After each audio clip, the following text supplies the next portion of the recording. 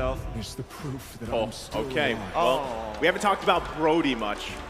I would say that it's rather 50-50 in terms of Brody alone, right? You really need to be able to scale up. You really need to be able to get your marks off and then the torn apart memories. The damage can be great, but still, like what we saw, you could say the same thing about Beatrix last game. Damage can be phenomenal, but if you can't actually get in range, you can't get the targets you need to, that's where it struggles.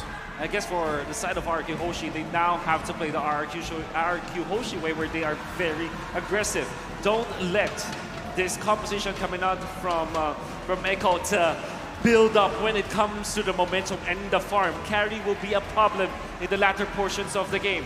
They have to make sure that this Brody-Karina duo carry should output the damage in the early to the mid game.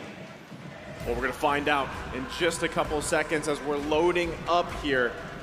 Again, Echo taking the first blood in the series. Best of 5, Land of Dawn beckons. And we're jumping into game number 2. All right, here we go. Let's see how game 2 is going to present itself here, especially with the way the lanes could possibly end up turning around. I'm a little worried because, again, it really depends on where Yawi kind of wants to go. He could technically help out a lane. He could technically instantly look for these invades. But I think overall, it's better to help out that laner because Brody is going to bully Benny QT for a majority of this game. Yeah, how do you feel about that, Wolf? I mean, especially with those matchups, even Carl TZ on this Cho, are they going to get that much value out of it, or are they going to be relying more so on Yawi to just cause havoc? Yeah, I think that Carl TZ is more like he's going to be the frontliner. This Cho will not be like a sniping Cho with those flickers because this is a retribution Cho. So you're kind of first in, and then Sanford and Yawi will be the ones to kind of give up, find the better targets. For example, Yawi can just skip the front lines, get to the back lines, find Clay, and then pressure those backliners for RRQ Hoshi instead of like Cho looking for the better targets. Oh, but up outside, R7 might be in a little bit of trouble. Gets full hit by the power of nature called TZ. He's going to hit 4 off of this. R7 might want to get out of there for now, but Albert on the opposite side of the map already just hitting his level 4, just power farming his way. Let's see how Echo is going to respond as Turtle's coming up in 30 seconds. Yeah, Albert farming quite quickly here, expected with Jungle Emblem. Yep, and oh, Cartesi instantly making the play off to Clay so far. Forcing out the flicker, but instantly Albert able to respond. Shadow Dance looking so very good. First blood falls into the hands of RRQ. Great idea coming out from Echo, but unfortunately, RRQ are prepared for it. Clay even had the flicker back then, so that's why that play was questionable, kind of questionable for Echo. Surely you will have the damage, but knowing that Eve does have the flicker, it's too much of a risk. What a stun. Is he still alive here? Skylar might actually get the trade. Now he survives with just 1 HP. Nicely done. On the opposite side of the map is Echo. Start the turtle, R7, Black Dragon form. Sanford instantly getting the knockoff onto Albert, but it doesn't really matter as the real one manipulation has forced them out. Echo has got what they want. Petrified from R7 is going to turn it around, but no. Way of the Dragon kicking the Black Dragon underneath the turret, securing the kill and making sure Sanji's life is worthwhile. Oh, Sanji with a stolen times tourney. The entire turtle fight of RRQ Hoshi is based on the fact that they have to be the ones to stun up Echo. They have what? The Dragon form, they have Eve's control, but that was completely nullified with a stolen Diggy ultimate. And RRQ even lost the Retribution battle as TZ and Sanford just made sure that they zone out Albert all the time. Turtle fight is what Echo really banks on in the knockout stages. RRQ has to be able to win those turtle fights, to win those even Lord fights later on here. And as you even saw a glimpse of the items, you see that already Benny Cutie locking in that Corrosive Scythe, going to be trying to farm up. A lot of attention here, top side though. Well, let's see how they're going to play it out. Cartesi might be able to make the play again, but Albert is ready for him this time with 4v4 up on this top side, and Turtle coming up in 47 seconds. Looks like nothing's going to happen for the time being. Wait, Yawi? Oh, no, they back off here. Be very tense now for RRQ. We did say that they need to control the tempo of this game. They have to be the ones to get out of the laning stage with a better economy, but it seems like Echo with just one turtle fight, they now are controlling it. It's not over though. RRQ Hoshi, if they find no pinning, come the second turtle of the game, maybe they can snowball out of that. But otherwise, Echo will just take over the game. Speaking of Snowball, RRQ ranked Yeah. first in damage dealt per minute? I wasn't expecting that, honestly. I wasn't either, Hey. but even when we got to look at that little hexagon graph thing, I mean, you could, in the stats, you could see that they love those team fights, and even the fact that the journey they've had up to this point, this matchup with Echo, they've had to go against some of those more aggressive teams on the way, right? And so they've kind of adopted this playstyle for RRQ, whether it's that scrappy, aggressive playstyle, or even that utility kind of objective-based. Now that's the thing, this is the fight for them, and still, a lot of this focus here on these neutral objectives early on. Turtle, quite low. Yep, so low. Real world manipulation is already up, but the time journey is spent by both sides. Black Dragon form is in. R7's waiting for the opportunity to jump on in for the Petrify. Finds one, instantly comboing with Albert. Shadow Execution's looking so very nice right now, but CallTZ still has his retribution, looking for an opportunity. Reverse time is going to send him back, but it doesn't matter. They find that turtle. That's exactly what they have to do, right? RRQ, if they can grab a kill, great, but if you can at least get those objectives where you start getting that favor in your advantage, allow yourself to allow Skylar, hell, even Clay, to come online faster this game. That's best case scenario. Let's see how this all goes. Yeah. Items being picked up here, Wolf. We did say that RRQ Hoshi needed to control that second turtle. They have to take it. We put a lot of emphasis in that, and that's exactly what they did. That's why now they have equalized. They now have the advantage. And this is off of Vin's old usage of the ultimate as well as Clay. The angle that he utilized, the real-world manipulation, put Sanford in a very bad spot because Sanford had to use the wild charge. Surely it was able to attack Clay, but of course Clay will not be stunned up, will not be able, his ultimate will not be cancelled because of that. And as a result, you have Echo not having a frontliner already, with him being taken out by RRQ Hoshi. This is a difficult thing for Sanji to decide, right? When you're running this Valentina, you've got great three options across from you, right? Do you take the Times Journey, the real world manipulation, or maybe even that Black Dragon form? And that's tough, but now you can see RRQ, knowing this minor advantage they built themselves, they're gonna keep pressing the issue here. Now they have one turret down as well, they can work around with that space, but still, this also allows Skylar to continue to farm up with somewhat of a safety measure, and if Vin continues to protect Skylar, this is the best thing that can happen for him right now in this portion of the game. I think for the most part of it, right?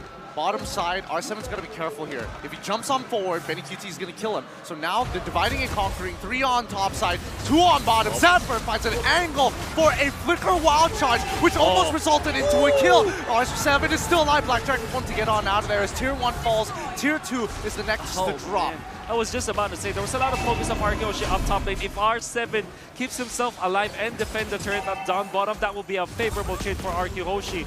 And boy, oh boy, R7, he did not fail us. Even with the flicker usage coming out from Echo, he's able to get out of there. Yep, but with real-world manipulation already used in the mid lane, this turtle will go over to RRQ Hoshi, now developing a lead for themselves. Is this the momentum? Is this the turnaround? Clay ends up dying to Benny QT already. Sanford with Power Nature finds the wild charge. No, he instantly uses his ult to get him out of there, but it's timed out, and now he's getting kicked back by the Woods. By the way, the Dragon, Yaoi is able to secure the kill, but CallTZ is able to get the trade. Yaoi's the next, should be the next to fall. As R7 doesn't pick him up. Skylar from the bottom. No, he hit the tower twice. That is a disaster there for RRQ. I mean, they found a couple setups and everything else, but they couldn't capitalize to make it even further in their favor, Wolf. Oh, very scrappy fight from both teams. You saw, however, Benny did not scrap himself, finding Clay even after the flicker. Because of the fact that Clay kind of reacted a split second later than he should, he was taken out by the projectiles coming out from Benny. Eventually, CallTZ wanted to go for Vin. Yeah, surely they did for some Times Journey as well as the flicker, but man, they exchanged for a kill. And CallTZ dying twice already in this game. That's not good for Echo. Oh, the damage coming in from Skylar as well. Yeah, picking up right there, that moment before he popped that torn apart memory, he picked up the Malefic Roar. You can see it, right? Skylar's in a comfortable position now, has the items that he needs on this Brody, can continue to put pressure wherever he decides to be. You see Vin and Clay parking themselves a lot of times around him because if anyone gets trapped in that death box, it's going to be tough for them to deal with. But still at this point, RRQ now a little bit of a comfortable lead to work with. Can they transition to this into a first Lord pickup. Oh, they should. It's imperative for the side of RRQ Hoshi to take care of that Lord again. Echo does have good scaling, but RRQ Hoshi, they do have a big advantage already. You can see Enfield Skylar now with his power spike. At 9 minutes in, it's the mid-game. We know that the weapon master Brody is gonna pack up a punch. It's something that RRQ is utilizing right now. Ooh, no, he gets that. No way he gets that. But now, with no Shattered Memories here, Maltese may have a little bit of difficulty getting on in. Has been forced to flicker on out of here as Sanford is able to get some good damage for the time being. But that's going to be Lord. Time Journey already being used, but instantly dying over to Saji. And Saji ends up getting traded back. Skylar gets kicked, and now with him dead, this allows Benekyu to keep on going forward. He doesn't care anymore, but Albert is running all crazy. They fight it a 3-for-2 trade in favor of RRQ. How did Skylar survive that? What a play there. And also a misstep by Echo. They couldn't capitalize on that kill. Benekyu was out of that fight. And now it's RRQ driving down with his momentum. Well, the way that he survived there was great. And he didn't panic. Also, I would like to credit, he dodged the Guardian's Barrier. This is high-end Dry Grok with a lot of like attack items. That's why even the Guardian's Barrier would have taken him off. Instead of like fully backing down, he actually stopped for a bit so that he will not be hit by the Guardian's Barrier materializing in front of him. Skylar is cracked.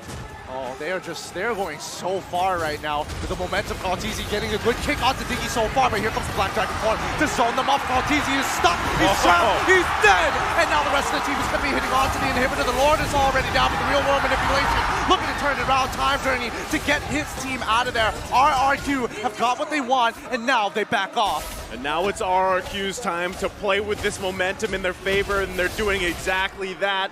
Wolf, what did this last couple minutes here transition? It's only 11 minutes into the game. How's it looking for RRQ? Oh, definitely looking good for RRQ. This is their power spike, as we talked about. But then again, we also look at the other components of their composition.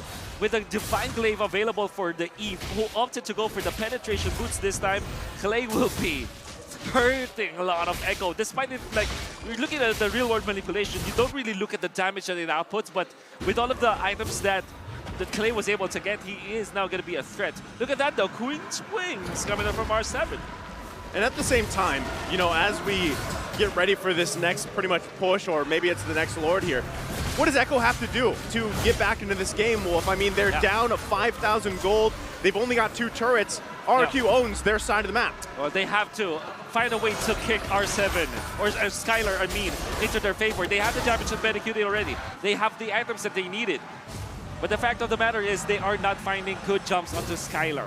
I don't think it's that easy as well. Like, It's a lot of not. it really just comes down to Maltese and Sanford. They're the only people who can really do it. And even Sanji, whatever he takes, he's going to get punished. Like, the Black Dragon form seems like a good idea, but considering how far ahead RRQ is right now, it's, disgusting. The biggest thing that was just picked up here by Benekyu is that Wind of Nature. You mentioned it earlier, Gideon. It's a strong item, right? And that can actually turn the tide of these team fights if they're able to allow Benekyu to stay alive. Conceal play coming out, but they're just kind of scouting around here. They know that they don't have much vision. Wow. You can hear the roar, by the way. Vince Diggy does have like Divine Glaive. And with just two time bombs, he's able to put Maltese down to 80% HP. That's a tank. This guy's the time bombs. They hurt. They really hurt. It's Look at shocking. that. Wait, is this an engagement where you see? Oh, Sanford, he had an opportunity. Really good Guardian's Barrier, but no follow-up so far. Maltese trying to get into the Lord Pit right now as R7 begins it. And now RRQ, they secure the Lord, but now the fight has already begun. The Black Dragon form is has to steal the real world manipulation there. Ton for Benekyu. Winds of Natures ain't going to protect them long enough as the rest of RRQ chase them down. Finds 1, finds 2. It's Albert. 4 for nothing in favor of RRQ. Sanji, just hide. Don't show yourself. He's out of here. Skylar almost dying, torn apart. Memories hit. And Albert, he wants it. Give it to him. Give it to him, Sanji. 1 HP. He's not done. He heals back up just in time. Man, Albert wanted that kill, man. He was going in deep, but still, it's a push from RRQ. And now the real world manipulation is out to clear the way. Sanford tries his best. No, he gets pulled back. And now the Lord is in. Cortese tries his best, but Skylar puts the final nail in the coffin of this game. GG, well played, over for RRQ. Ladies and gentlemen, we got a series. We got a series. We got a series on our hands. It's 1-1. This time around, it's RRQ with a dominant game here against Echo. And two important components on the winning recipe of RRQ Hoshi. First, Skylar's Brody with the Weapon Master opting to go for maximum damage, winning or at least evening up in the laning stage and being activated in turtle number 2. The second important component, it's an egg. It's an egg. The digging was a problem this time. You see the time journey usage in the turtle number 2 allowed for them to just hold their ground and win the turtle fight. Eventually, in the latter portions in the mid-game, Divine Glaive and Enchanted Talisman with an Impure Rage digging, the Times Bomb. Or we call it the Bombs Bunny in the Philippines. Yeah. They hurt. They do hurt. The Bombs Bunny, and also he had, what, Impure Rage, right? That's right. He's using that so he could just keep spamming them, basically, right? Whether it was for vision or damage. Yeah. And it just whittled down Echo. And they really didn't have an opportunity to even get in line, right?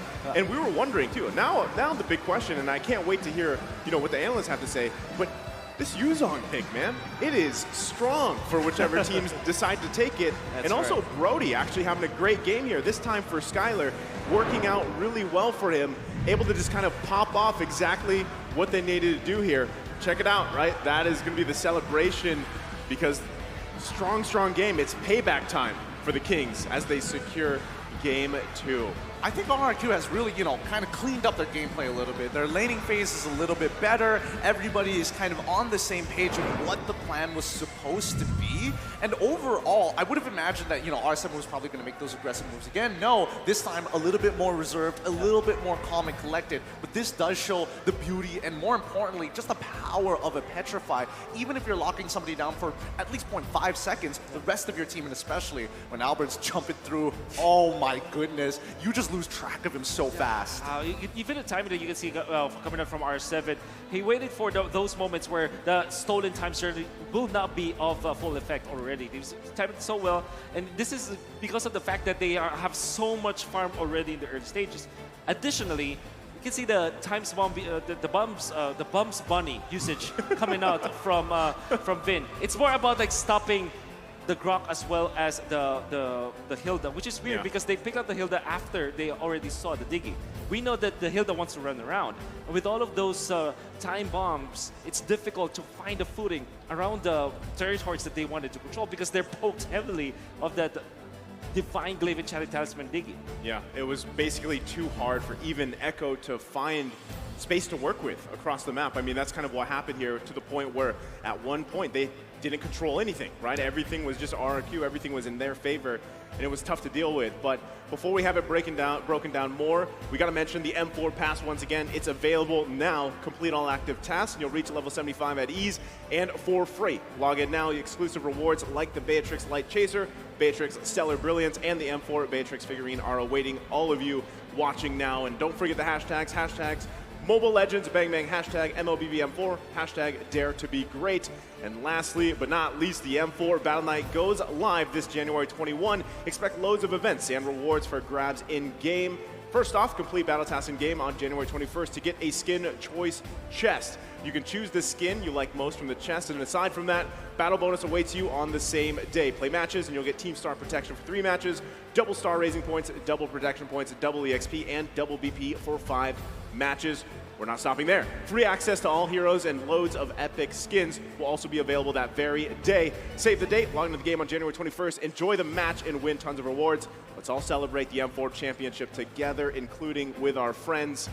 And with that being said, I think we are going to be hearing from the analyst stand here on what they thought about this game.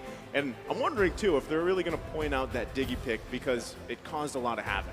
I think it will be a pivotal pick in game number 3, actually. Digging the Yuzong.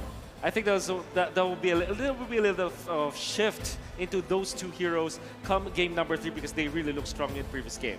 Well, let's find out. Analysts, take it away. Wow. Didn't I notice a mood shift in the last game, ladies and gentlemen? From the two gentlemen who were sitting right next to me, and one looked really happy, and one was nodding the whole game. So, yeah, what's going on, Mirko? Well, honestly, let's start with the drafts, right? The draft was, honestly, in my opinion, what made RRQ win above, obviously, their execution that was pitch perfect too. Here, firstly, the Brody pick was so good, and the way they utilized the Brody pick is they understood the Brody carry matchup is a winning lane for the Brody, so they kept on going to the Brody lane, getting him ahead, and when Skylar gets ahead, you can see how much damage he was able to do, how much farm, and even how much of a beast he is, sieging turrets down on the Brody. Absolutely, and I want to point out Brody's item, right? This guy has a attack speed item. Leo, I mean, I understand this is the game that you also were nodding the whole game. You were analyzing. Tell us about the attack speed item on this Brody.